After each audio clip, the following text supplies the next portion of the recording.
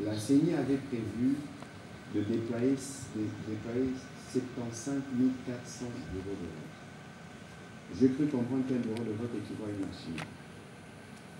Une machine, d'après les statistiques, c'est 680 électeurs. Plus 70, on suppose qu'il peut y avoir des journalistes, des observateurs ou des témoins qui peuvent voter par dérogation. On est à 750. Je ne sais pas quel est le nombre final, parce que j'ai entendu la CENI parler à partir peut-être de 90% de bureaux de vote qui ont été ouverts, qui ont été opérationnels. Je ne sais pas si les incidents dont vous parlez concernent 100 machines. Je ne suis pas spécialiste, la CENI répond. Si ça concerne 100 machines, au maximum, ça fait 75 000 votes.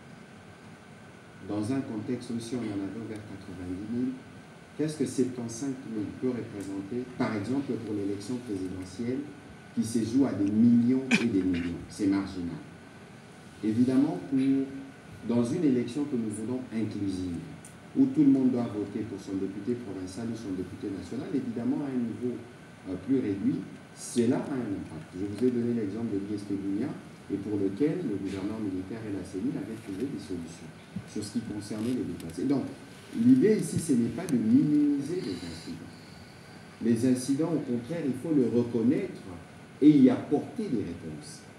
Mais ici, on est dans un contexte où des gens pensent, où des gens parlent de chaos, où les gens parlent de choses qui, en réalité, si vous regardez la grosse masse des populations congolaises qui s'est déplacée, est infime. Ça veut dire que nous, on ne s'attendait pas à des élections parfaites. Mais lorsque vous avez cet incident avec des déplacés qui brûlent 3 machines, et les 3 machines ont été remplacées, mais tous ces médias qui ont rapporté ça, y compris à l'international, est-ce qu'ils ont pris le soin de repasser au même endroit pour voir que l'incident a été traité? Vous voyez qu'ici, lorsqu'on parle de changement de narratif, on en parle vraiment parce qu'il y a un besoin. On a compris qu'il y a des gens qui s'attendaient au chaos et qui pensent encore qu'il y aura le chaos avec la publication des résultats.